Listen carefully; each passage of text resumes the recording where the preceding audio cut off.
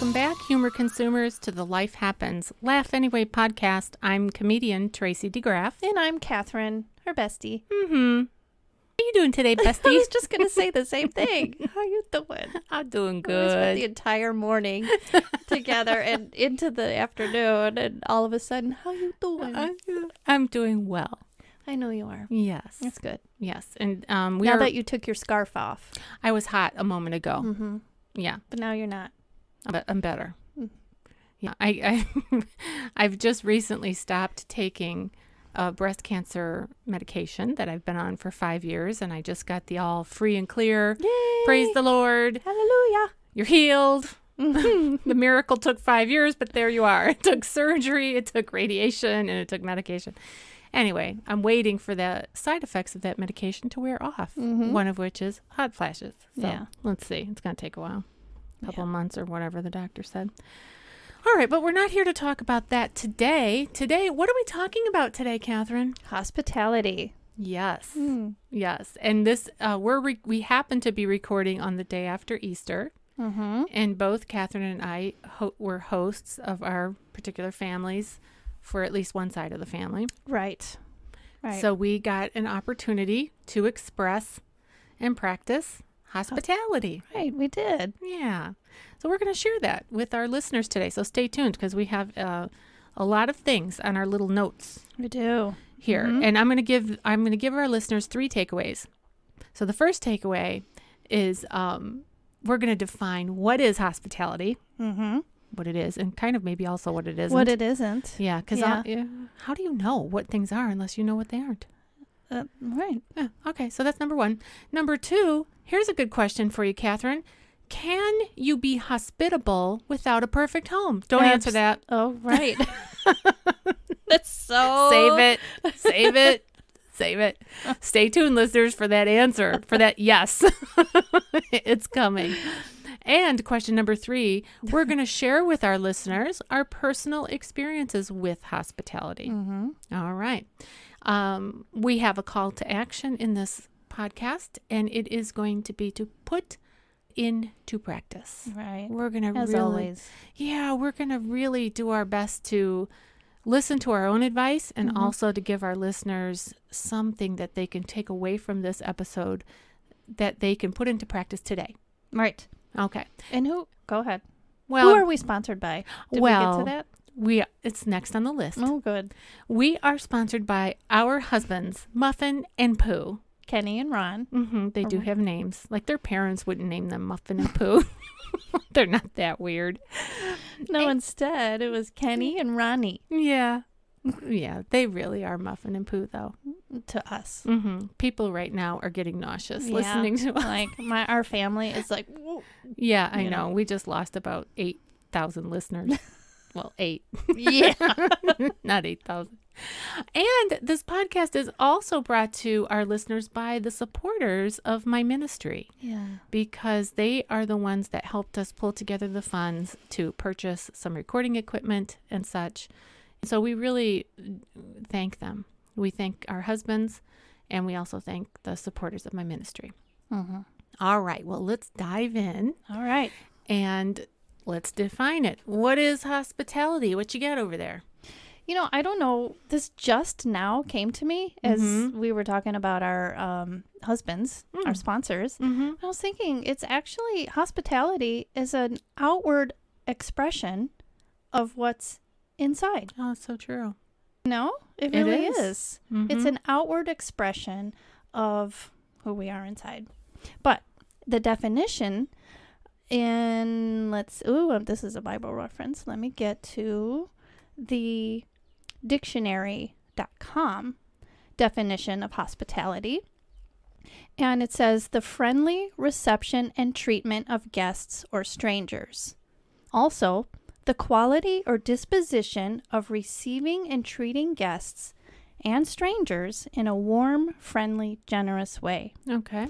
So I also looked up, that was from dictionary.com. And then I looked up in the Merriam-Webster definition. Oh, now these pop-ups come and got to get out of these pop-ups. I felt like it was a week definition. Okay, let's hear So it. it says, and by the way, too, listeners, I have to go around the microphone to read my computer, so I might get faint. So it says, hospitable treatment, reception, or disposition. That's it. Hospitable treatment, reception, or disposition. Yeah, and I always hate when the dictionary uses a portion of the word To define it? to define it. I know. That's like, why are you wasting my time Yeah. here? But the second definition is more about business and providing services to guests in hotels. But that's not really what we're talking about. In this case, in this podcast, we're talking about, like I said in the beginning, like what's inside us, and how do we reflect that to welcome our guests, and how can we be good listeners? How can we make them feel welcome and warm? And how can we extend an invitation of, I almost used the word hospitable nature. Yeah. Like having so basically we're talking about having a hospitable spirit, right? Yeah. You know what's going through my mind I right can now? tell something is. I know that you can tell when I have yeah. that blank. Oh, you do. You just have that look of waiting for, like, because you're not going to interrupt necessarily. Well, you try not to.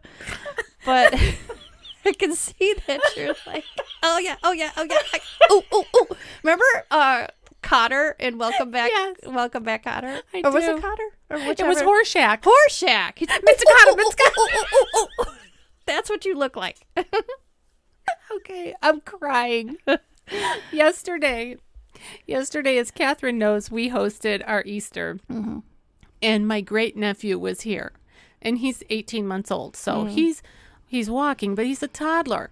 So I hadn't washed my floor for maybe a year. I'm just gonna say I it. like how you say maybe. Oh, Like, could have been longer. Could have been longer than that. Well, you haven't lived here much longer than It'll be 2 years in August. Yeah, I guess it will be. Well, I could count on one hand how many times I've washed that floor since I moved in. Okay. I know some people wash their floors every week. Some people wash them once a Daily. month or daily. Yeah, some people do. Okay, I don't know any of those people, but I will share this. Yesterday, as I was thinking, it was the last thing I did. I did it like an hour before they came. I thought, oh no, little Hudson's coming. He's little. He's putting stuff in his mouth, and Yeah. I mean, I'd hate for him to just like be crawling around on the floor or walking around on the floor, and then under his feet are just gobs of dust and my long silver hair and stuff like that. Right. It's in his toes. Yeah. Fingers. I'm like, Mommy, what's this? Anyway, I had 2 laundry baskets full of stuff that I haven't put away. I don't know if did you notice it's not there in my kitchen? Well, Yes, I did. Okay. Yes. Okay. Yeah. 2 laundry baskets, not full of laundry. Right. Full of Stuff. mail that I haven't gone through yet. Coupons I'm not sure what to do with. There's a cushion in there. I don't know where to put it. Back up. You said coupons you don't know what to do with? Yeah. They're probably expired. I'm sure. There could be bills unpaid, whatever. All I'm saying is that guess where that stuff is right now? In your closet? Yes. Not this closet. Not this closet, No. but the closet that's across from the bathroom right over here. Yes. If you open that door, you could be calling 911 because Avalanche. it's from head to toe with stuff. Now, through all the laughter of just thinking about that, I don't even remember now what you said that sparked that in my head. I don't know. Oh, well, let me help you. You were talking about hospitality being an inner expression outwardly, right? Right. You wanted to provide a clean floor for the little boy. Hudson. Yes. Yeah. I don't know. I I don't know where where you you were going struck with me that. that funny though. It's like that's not really that funny. Glad we got through that one. Yeah. All right. We What made it. what else you got there with definition? Well, that's it for definition. Really. Okay. Well, I had Wikipedia, but I got rid of it Okay. because, Did you read the Bible first? I did not. Well, let's see what But what does the Bible say is So- the definition of Sorry, listeners. hospitality. Yeah, there are a lot of biblical references to hospitality, but we're going to read from Titus 1:8. And it says, he must be hospitable, one who loves what is good, one who is self-controlled, upright, holy, and disciplined. So when we have that on the inside, right, it's going to reflect our outward expression, like I said a few times beforehand. So when we have that inner thing just right, just like the Bible says, how can we go wrong when we have a guest in our presence, whether it's in our home or whether they're just in our presence? Yeah. You know? Read the verse one more time. Okay. So, he must be hospitable, one who loves what is good, one who is self-controlled. So, zip it when you have that urge to either backfire or criticize or be right. Yeah. Okay. Upright, holy, and disciplined. Yeah. So even though only God is holy, but we're called to emulate him. We're called to be like him. So.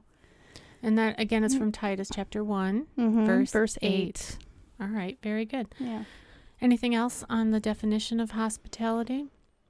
No, but I think that I was sharing with you when I was in Wikipedia, that it again was an expression of warmth and an extended welcoming to strangers. And skipping now over to what Jesus said about hospitality. And he said, don't just invite your friends and people you know, and rich people, wealthy, but invite those in need, the poor, and be hospitable to them as well. And he offers a blessing when we do that. Yeah. Well, very good. Well, let's move on to our second takeaway, our second point, which is the question that I asked.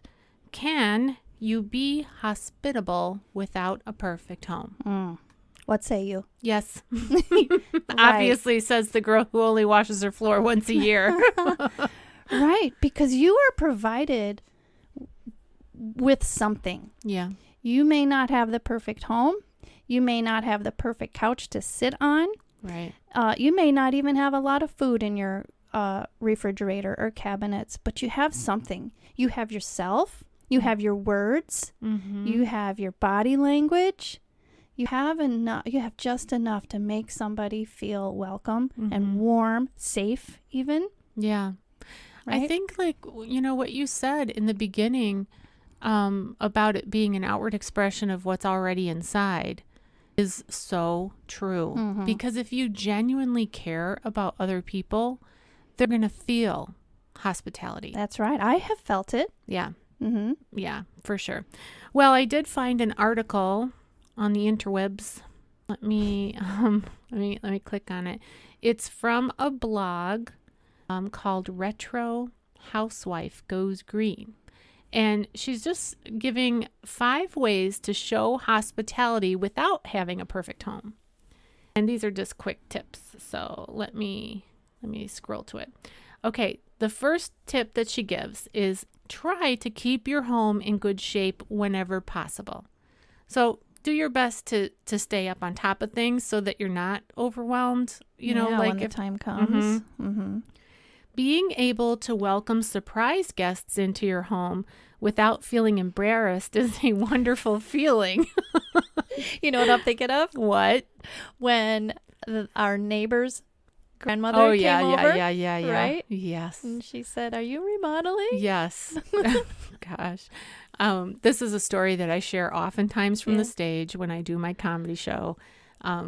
I had 5 boys. I still have them, but they're now grown. They're not all in your house. Thankfully, yes. No offense, boys, but yes, 3 of them have moved out, so now we just have 2. But when we were living with 7 of us under the roof of our home, the 5 boys, it was like a revolving door. That front door was constantly open, shut, open, shut. You would walk into my house, and there was constantly a mountain of tennis shoes and boots and backpacks. Jackets. Oh, gosh. Anyway, it was I was like treading water, just surviving. Sometimes I had 2 nostrils above the water, and other times I only had 1. Well, the doorbell would ring or knock on the door, and I would just holler, "Come on in," because I don't care. Who are you coming to kidnap somebody? Take these kids, because I'm tired of them. And it was our fellow neighbor's mother who had never been to my house, but she was babysitting her grandson, so she was coming to retrieve him. I didn't know her. She didn't know me. She walked into the house after I hollered, "Come on in." And she looks around my house and she just goes, "Oh, you're remodeling." And I'm like, "Oh, yeah, okay, I'll go with that." You could say that. Yeah, because it was that bad. The banister had been destroyed. It had fallen apart. It was our banister leading upstairs was 2x4s because we weren't going to fix it while they were still in that mode. Yeah. So break it again. Yeah, my husband just got 2x4s and stuck them on there, and it looked like we were remodeling. I think there was an appliance. There was. Yeah, in the living room. Yeah, a stove. I don't remember now why, but there it was. You got a new one. I must have, but I'm not sure why we didn't get rid of the old one or whatever. Yeah. Anyway, and stuff was strewn everywhere. Oh, gosh. I was like, yeah, we're remodeling. It's a 20-year project. All right. That being said, keep your home in good shape whenever possible. Being able to welcome surprise guests into your home without feeling embarrassed is a wonderful feeling. I like to pick up once during the day and quickly before bed. So this blogger gives the advice of trying to establish a norm of picking up so that it's not so overwhelming. This keeps things in good shape. It's not perfect, but it's acceptable with some effort, So I wonder if the message is not necessarily that your house has to be in great order, but for you to feel like you can open the door to guests. It helps you to feel more readily available to Yes. welcome them, right? I do think that. And then even like from my example of the story of, people thinking my house was under construction when it really was being deconstructed, is to give yourself permission to be okay with whatever condition your house is in. Yeah. Don't lock the door and keep them out. Don't worry about it. I mean, I actually had this happen to me where someone was going around the neighborhood telling others that my house was a mess and my kids were out of control. And I was really hurt by that. My feelings got hurt. I cried. But at the same time, now by the way, both were true. Both were absolutely 100% true. My house was a mess and my kids were out of control and I was out of control. I was under a lot. But now that I'm 55 and I've survived those times, I want to encourage anybody who's in that situation where they're feeling overwhelmed or like their house is just like taken over and whatever. Don't let anybody define who you are. Don't, we can't help it if we're hurt by people's words or by their judgment or by their gossip or whatever. We can't help being hurt, but don't stay there. Right. Just recognize that the person who said that about me had her own issues about her. Those comments are not comments that one would make of a friend who they cared about.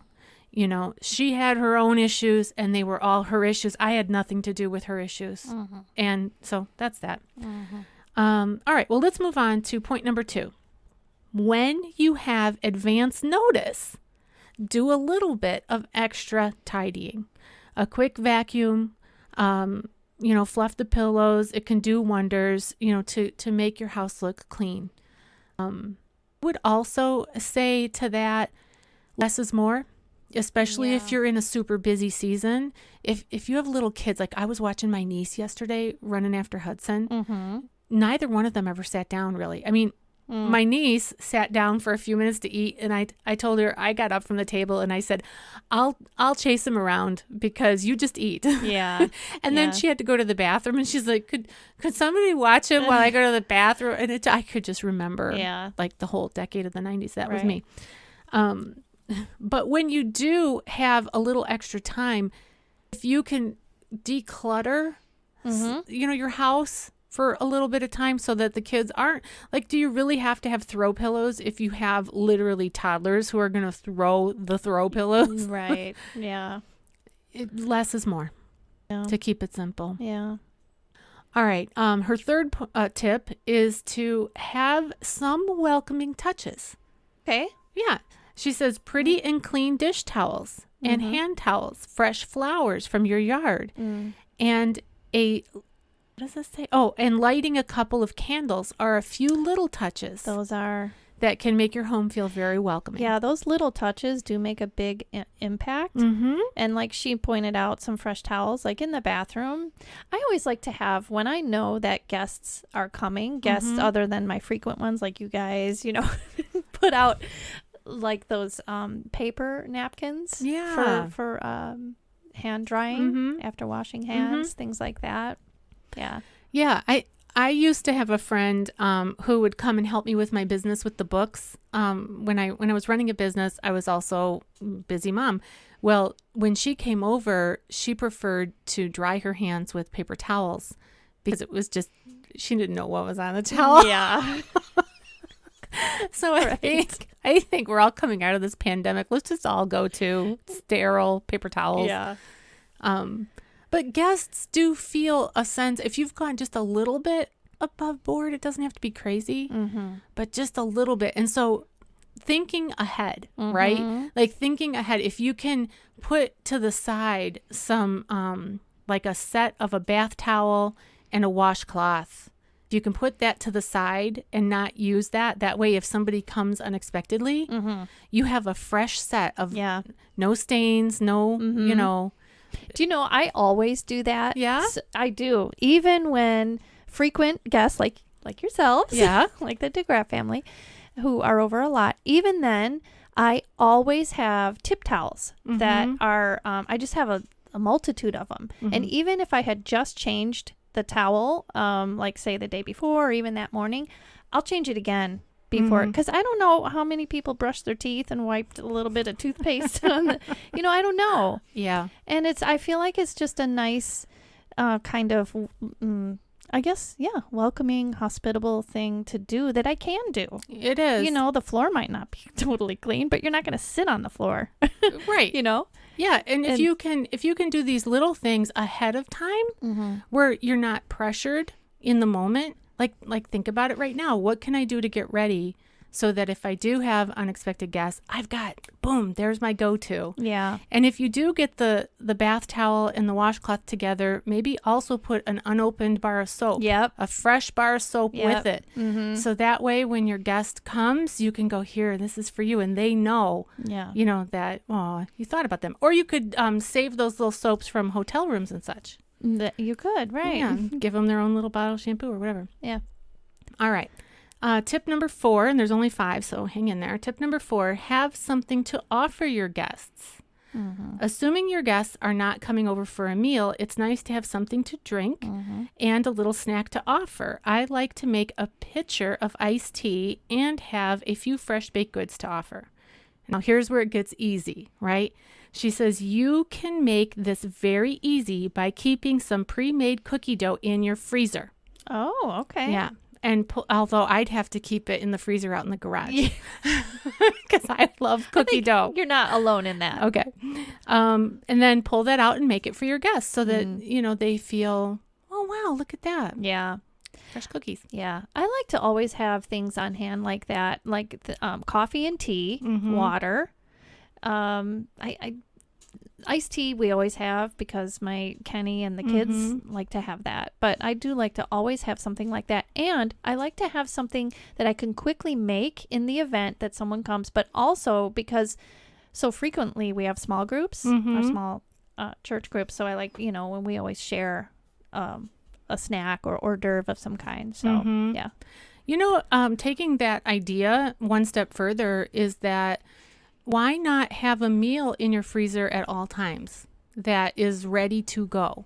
So, and it could be as simple as a Stouffer's lasagna, if you like that, or whatever your favorite frozen meal is, or if you make it yourself, a lasagna that you make yourself that's layered, or a casserole that that heats well in like I do a lot of time. My kids love tater tot casserole. Oh, yeah. It's not very healthy. Well, anyway, it's got a lot of salt.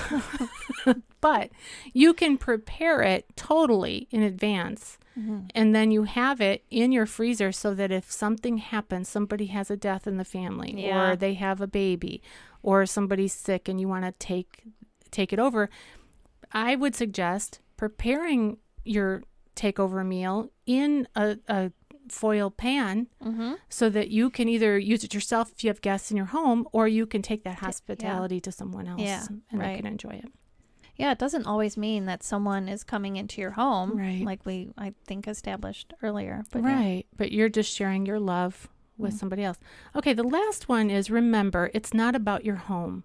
This is the most important thing to remember. Your guests are there for you, not for your home. Yeah. Don't let yourself stress over anything to make your home Pinterest worthy. Be a kind and welcoming host, and your guests will have a wonderful time. Yeah. I think that says it all. It does say it all. I remember back in the day when the most projects we ever got done at our home was when we knew we were going to be hosting some kind of event, a birthday party or a holiday. Yeah. We got the most work done because we're trying so hard to... Yeah. Well, we wanted it done for ourselves, but I think, too, it was a matter of trying to impress, maybe. Probably. Yeah. Yeah, we got to remember it's about spending time. That's another thing, too, is when we host things, we have to remember that the dishes can wait. The cleanup can wait. Some perishable foods, sure, you got to put that away, but spend time with your guests. Be hospitable. Be present. Yeah. Be present. And you touched on a point that I think is important. Now, because I think you and I talked about this before we came in here in terms of, I was saying that I'm now 55, but when I was 25, I thought about hospitality as a reflection of me. I thought about how it was all about me. It really was. And now I don't think that at all. Yeah. I think it's about them. It's about making, as yesterday, doing my best to make my niece and her little baby feel welcomed and like I was happy to see them and shower just love on them. Yeah. My mother-in-law, my brother-in-law, my sons, my husband. No, it's so rewarding to do that. So it's rewarding in the sense that you want to make them feel that way, right? You want them to feel warm, welcomed, and you want to please. I aim to please, that type of thing. But again, it's a blessing back to yourself to bless somebody else. Yeah, I think that we put a lot of pressure on ourselves. For sure. That little voice inside of our head. Well, it's not only the little voice in our head, it's in advertising. Yeah, It's exactly. That darn Martha Stewart. Yeah. Yeah, now replaced by Martha Stewart on steroids. Pinterest. Oh, yeah. Yeah. Yeah. That's the devil. All right. Okay, so that's that whole article. And so the answer to the question is yes, you can be hospitable without a perfect home. All right. Oh, I should share the booger story. Well, I was going to say that earlier when you were talking about reading from that list and that, kind of clean your house ahead of time. Yeah. Okay. I have a booger story because I have 5 kids. So there's a lot of boogers.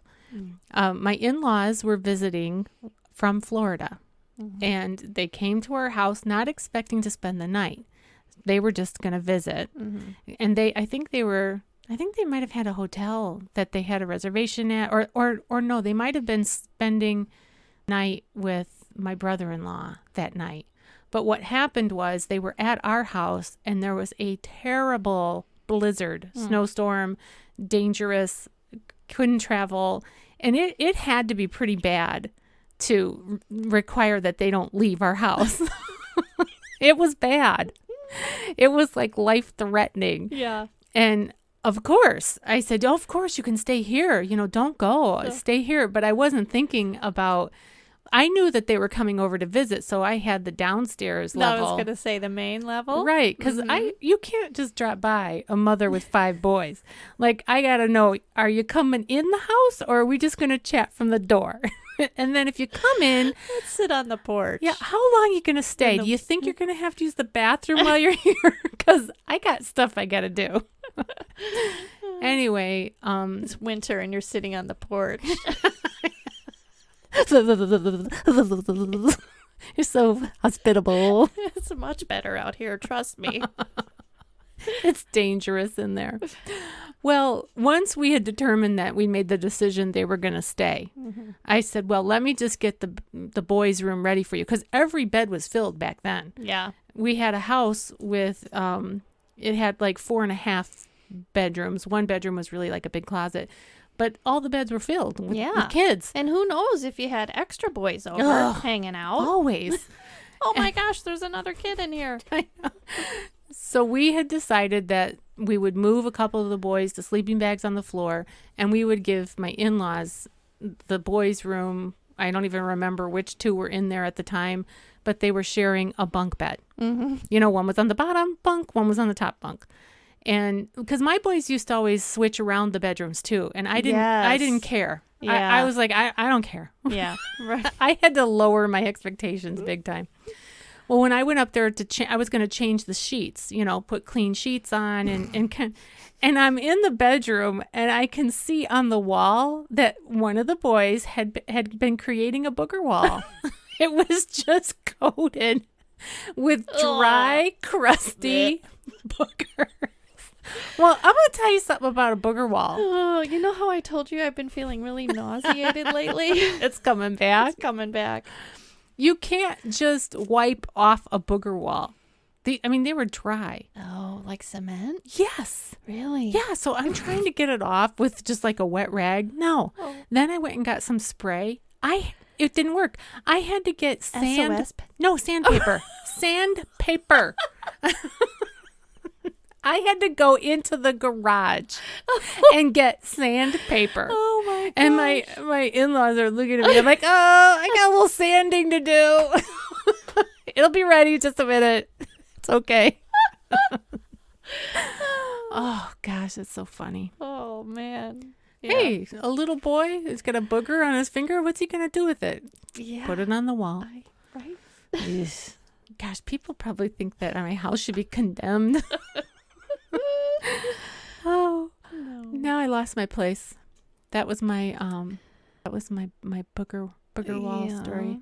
Okay, so let's go to point 3, our third point, which was our personal experiences with hospitality. Oh, yeah. Yeah, why don't you share with our listeners, since we're done with the horrifying true Tracy stories. I'm going to pull my brain back from that. Tell us about a happy time that you felt like really welcomed and warm and fuzzy. You know, there have been several in my lifetime. You know, growing up, we went overseas to relatives in England and stayed there, and it always felt like a welcoming, hospitable type thing. But 2 that I'd like to mention today, one would be when I first met my husband, and at the time just my dating guy, you know, boyfriend, and his mom made me feel so welcome. Anytime that I would come over around dinner time, she would invite me to stay for dinner. And I honestly just didn't expect that, you know. And she would always have plenty available on hand and extend that to me. And I really appreciated that. On holidays, she would invite me to come, and I was honestly shocked when she would have a little gift for me. I mean, Kenny and I weren't serious yet. And I just felt like she was very hospitable. Even to this day, she likes everything to be just so. And I think that it's gratifying to her to please her boys and her daughter to have a nice meal. How nice that she made you feel like part of the family. She did. Yeah. And she still does. Yeah, I can see that she values that. Yeah, for sure. Oh, that's cool. Yeah. And then just it's top of mind because it's so recent. And then going to stay at your mother-in-law and father-in-laws, so Ron's father and stepmother's home. The same people that had to endure the boogers. Yes. Them. Yes. So it was the second or third time I stayed with them, and I'm not family. So I'm not exactly a stranger, but I would have been, right? Yeah. If it weren't for you. But anyway, and just how Claudia and Ron opened their home to me. Not only, of course, you guys, your family, but Right. to me, and that welcoming touch that Claudia puts out when she picks you up from the airport. She already has water ready for the trip back to her house. The trip back to her house, because she knows you could be dry from the plane, and she has snacks because you could be hungry. Yes, she does. Yeah, in a little cooler sometimes. She brings it. Yeah, she does.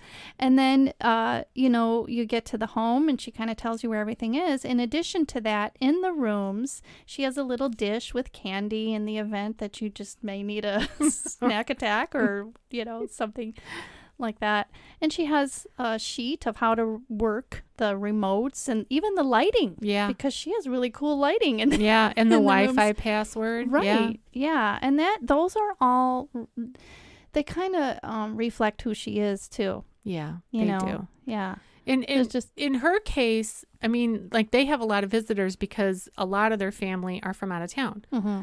So they are constantly hosting people.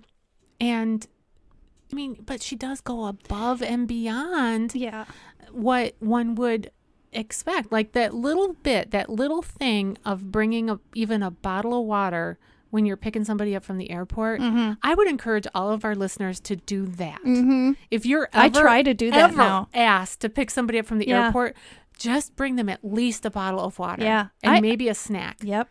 I do that now. And if I forget on my way, I'm like, I pull into McDonald's to get a bottle of water. Now, do you do that because you experienced it and you were so appreciative of it that you want to pass on that same experience? Yeah. Yeah. And you pointed out that they have guests all the time. They do. But that doesn't mean that one naturally or automatically has to provide all that they both provide. They're both very good hosts. Yeah. Not only because they have frequent visitors. Yeah. Actually, they could be quite opposite. They could be like, we're done with that. Fend for yourself. Yeah. But it's definitely appreciative. Yeah. Or, appreciated. I think too that it's a good thing to be a good guest too. Oh, yeah. I think that's part of hospitality. That to be a good guest is also appreciated as well. Yeah, I think, definitely it goes both ways. And just to treat one another with love and kindness. Yeah. Really, is what we're doing. Mm-hmm. All right. Did you have anything else to share on your experience level, or was it those two things? Those are my two main ones. Okay. Mm-hmm. I have one that I want to share. Mm-hmm. When I went to visit my brother. Yeah. With my sister. So this was the first time as adults without any children that we had gone to visit him, because he lives in North Carolina and my sister and I both are here in the Midwest in Illinois. And we went out there a couple years ago, just us. And one night, and he treated us like queens. Yeah. I remember you saying that. Oh my goodness. I'm like, you better knock it back a notch, because the next time I come, I'm going to expect the same treatment. But one night we were sitting on the couch watching something on TV, and I could hear this clanging around in the kitchen. Mm-hmm. And I didn't know what he was doing in there. And then he comes in for his two sisters with a little bowl of ice cream. Yeah. He didn't ask us if we wanted any. I mean, we grew up together. You know? I mean, he knows we love ice cream. And he brings us this ice cream, and I was just like, I am finally being treated like the queen that I am. Thank you. And didn't he have you set up nice and comfortable in like recliners watching a movie or something? Yeah, we were all just, oh my goodness. Yeah. I was like, oh, feels like paradise. Yeah. But it was just an expression of, I'm happy you're here. I'm happy that we have this time together. Yeah. And it was certainly a memory. Yeah. So let's treat each other like that. Mm-hmm. That reminds me. Okay, I have to share this. I don't know why. Is this on the paper? Not at all. I didn't think so. All right. Remember when just last week when Ron and I were over at your house and we were playing cards. Yeah. And we left your house. Yeah. And we were coming home. I think I retold the story to you and the girls. And Ron, I had to go to the bathroom. Like coming in the house, I had to go to the bathroom. This has nothing to do with hospitality, but it has to do with ice cream. Oh. I may regret sharing the story, but it's coming out anyway. So I have to go to the bathroom. So I run in the house and I'm in the bathroom and I hear this, oh man, like, oh, right. I'm like, what happened? Because it sounded like something urgent, like he was shocked. Mm-hmm. And we had a plumbing issue under our sink and I thought, oh no, it's flooded. And he's going, darn it. And stuff like that. And I can't get out there fast enough. I'm trying to hurry in the bathroom and I come running and I'm like, what? And he's holding the empty box of ice cream bars. He was all disappointed that the ice cream bars were gone. That's so funny. Yeah. No. I don't know why I shared that story. Well, I don't know. Do you want to be hospitable to your own spouse, but to provide, make sure that they have and then he went on like he was like, you know what? I'm gonna put ice cream bars in the freezer in the garage. I'm gonna lock them up. Nobody's gonna know they're out there. I'm like, you're getting awfully excited about these ice cream bars. But that's a very good point, though, is to be hospitable to the people that are closest to you, right? And to be generous and to be loving and to appreciate them. Because, sometimes things turn on a dime and then you don't have an opportunity to express that love. True. And what good would it be if you constantly were saying to your family, don't touch these cookies, don't touch these ice cream bars. These are for our maybe guests. Right. That might come. You live here. This does not include you. Right. That would not be good. No, there has to be some balance. Yeah. All right. Well, let's close with our scripture from 1 Peter. All right. Did you have something else that you looked like you wanted to say something else? Yeah, I did. Didn't we want to talk about, and I think we did somewhat about,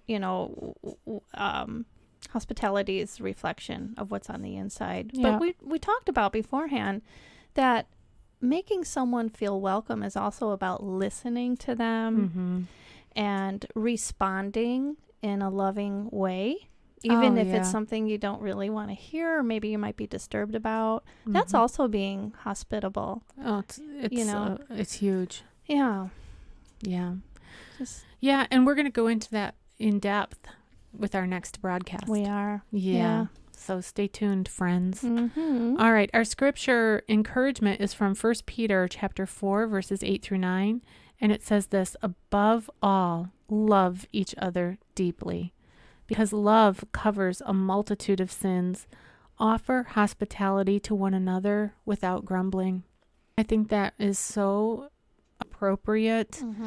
And if we can put that into practice, and that is our call to action. It is. I just want to point out, too, that verse 10 says, each of you should use whatever gift you have received, so provisions as well, to serve others as faithful stewards of God's grace in its various forms.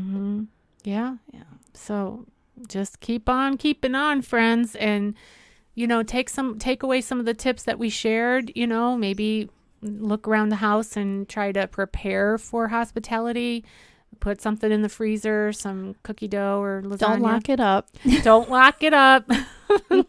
Let others be blessed. All right. Well, as we said, our next episode, the topic is how to be a better listener. That could change your life. Yeah. Right there. Well, friends, you've been listening to the Life Happens, Laugh Anyway podcast. I'm comedian Tracy DeGraff. And I'm Cathrine. See you next time. See you. Bye-bye.